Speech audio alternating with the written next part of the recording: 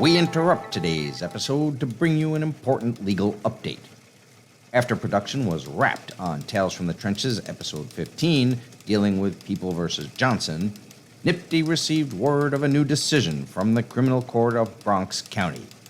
In People vs. Thomas, Judge Gonzalez Taylor held that the 4th Department's holding in People vs. Johnson is binding until the Appellate Division 1st Department or the Court of Appeals addresses the issue of disclosure of personnel records and what constitutes matters related to the subject matter of the case.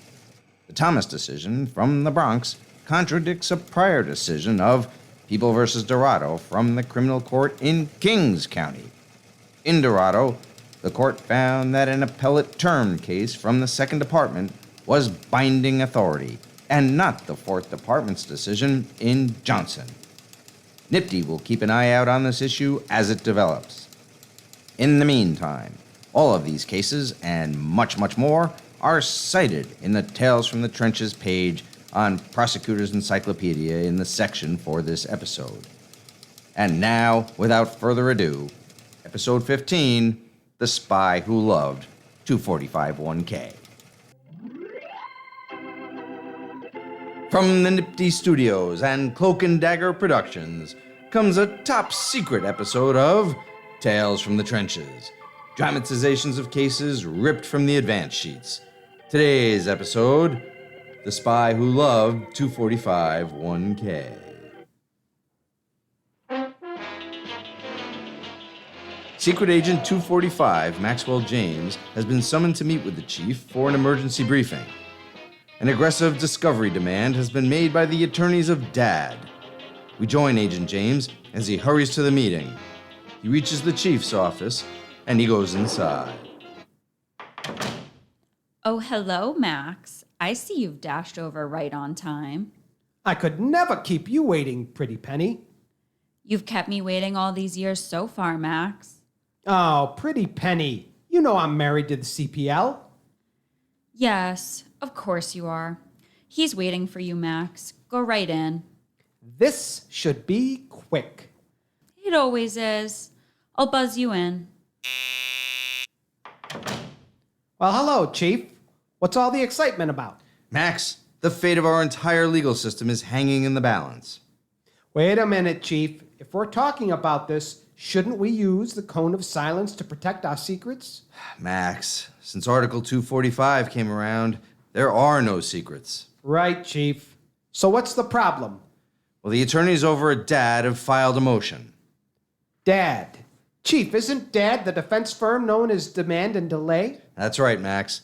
And their motion is saying that the people's statement of readiness was illusory because the people had not disclosed the entire contents of the personnel records for each law enforcement official the people intended to call at trial. The entire contents of the personnel file?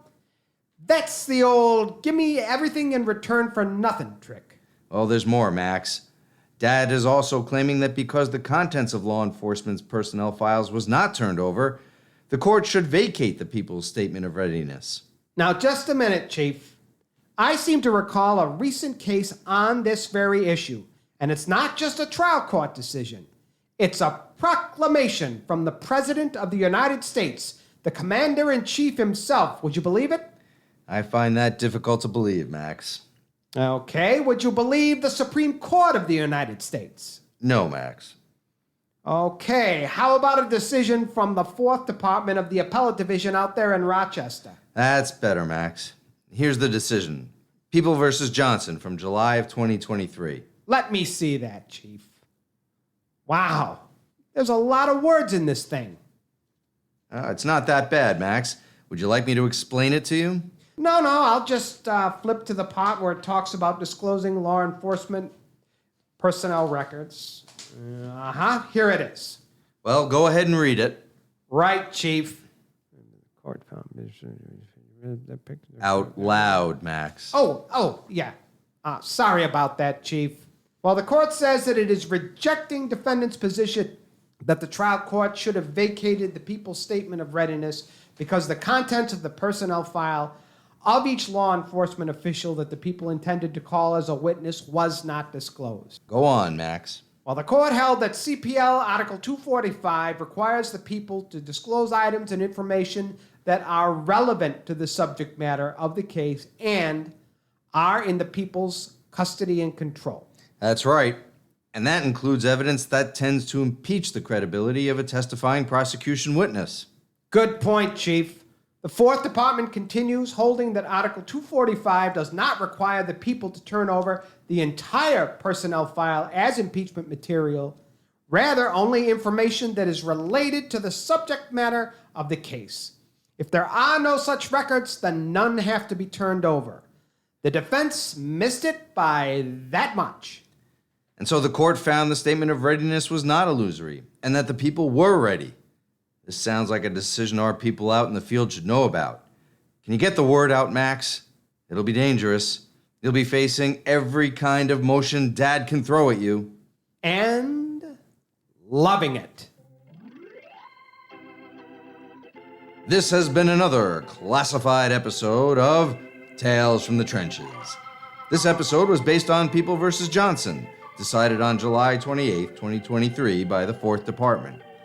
For a complete list of authorities relied on in this episode, and much, much more, visit the Tales from the Trenches page on Prosecutor's Encyclopedia. This episode was written, produced, directed, and performed by your friends here at NIPT. And don't forget to tell your friends and secret agents about Tales from the Trenches.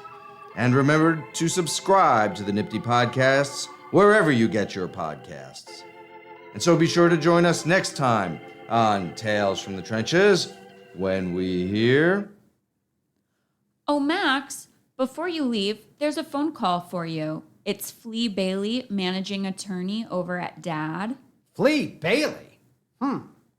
What does he want? Everything, Max. He wants everything. So long for now.